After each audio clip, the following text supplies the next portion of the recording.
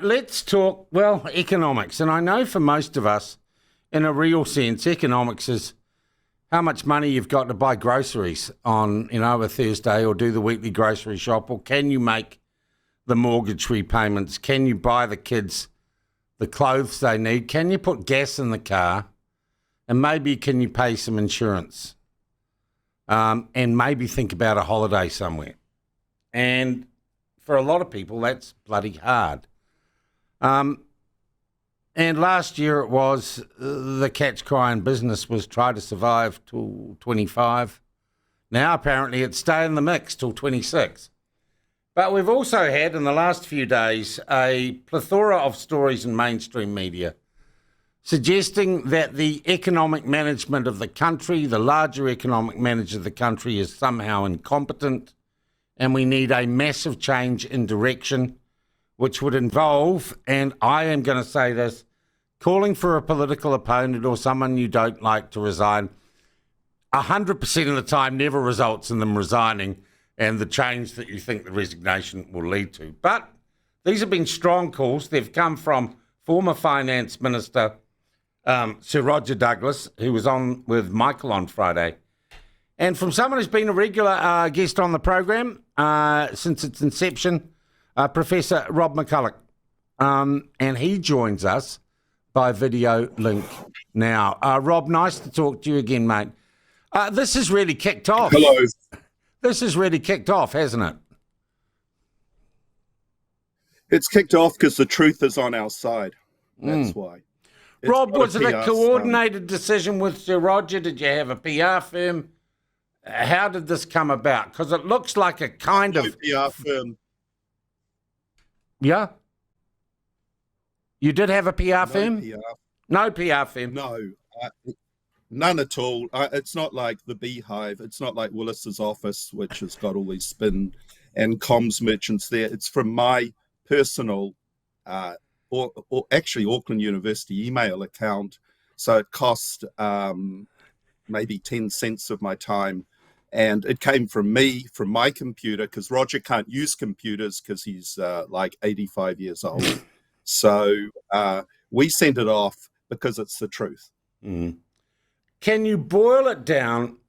I'm sorry for economic illiterates like me, and I suspect most of us, what was that line? Wouldn't know a national deficit if we fell over it in the street was Longest Line or something. What, in layman's terms, is the problem here that we need to fix? The problem is that the country is going bankrupt. The country can't pay its bills. The New Zealand government, according to its own treasury, is forecast over the next several decades to have outgoings, largely on pensions, healthcare, way bigger than the taxation that the government brings in.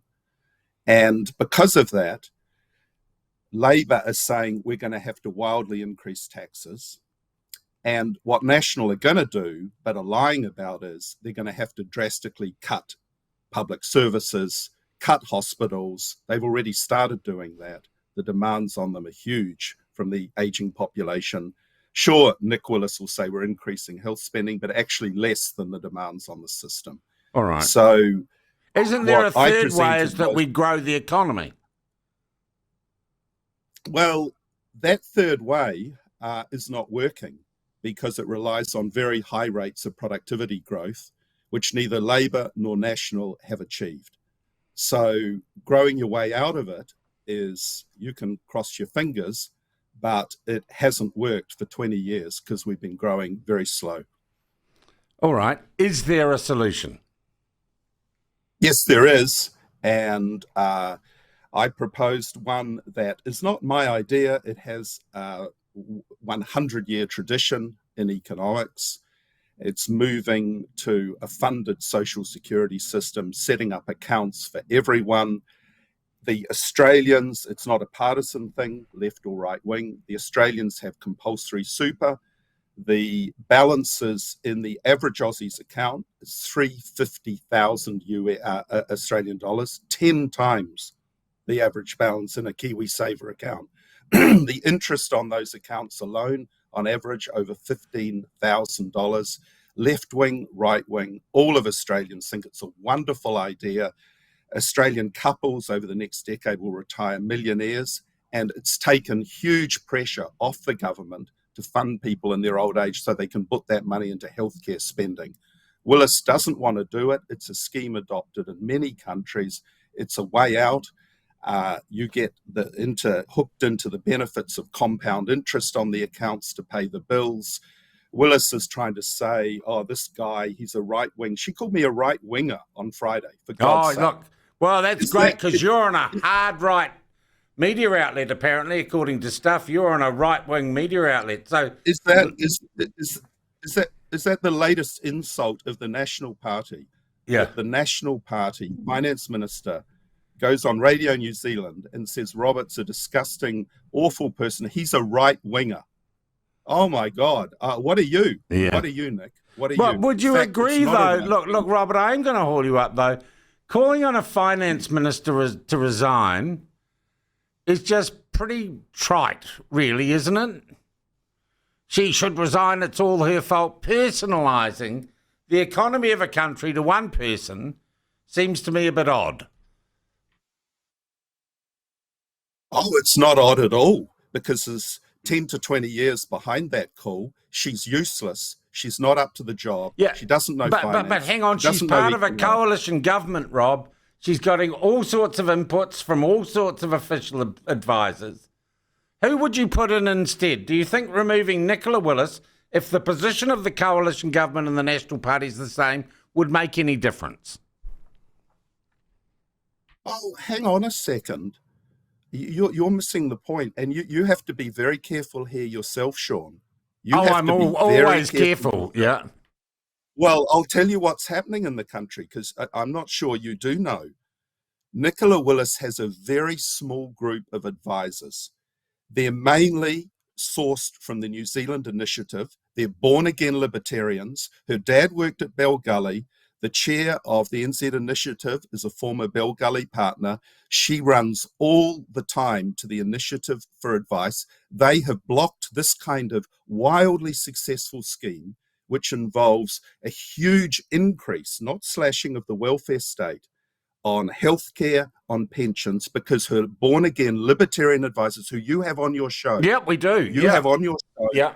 You have Partridge, Crampton, Hartwich, the whole group of them, Bryce Wilkinson, and you know what? They're her closed inner circle. She won't admit to it. The Prime Minister's personal chief economic advisor, Matt Burgess, was senior economist at the Initiative. She's never asked a single one of us in the econ group in Auckland, the 30 in our department, never asked us for a thing. She never goes to anyone else. She don't know economics, and she relies on this dangerous radical group of born-again libertarians. And you say she's in a coalition. I'm not sure you know what's going on in New Zealand, because they're the same advisors to David Seymour. I know David very well, and I know the Initiative well. I'm not anti-business or anything. I used to attend the Initiative myself on behalf of a billionaire, Sir Douglas Myers, who owned Lion Breweries. Now, I'm not some sort of person against them. I know what's going on there. And David Seymour is heavily reliant on Bryce Wilkinson, who also works there. And they've stuffed the country up. They've caused this huge meltdown in GDP. They've caused a meltdown in our health service, our pension service, because they've captured the finance minister. Now, when it's that bad, I think she should go. She should level with the public. She should tell the truth of what is going on. This is a moral issue. This is an issue that she has been captured by a small group of people who've misled her. That she is saying on radio, I want to slash the welfare state. That's a lie. That is not true. I want to increase the welfare state. She can't be captured by this group. I don't care less who replaces her. I'm not partisan, but when you're captured by a special interest group, there's a moral issue at stake. Get out of office.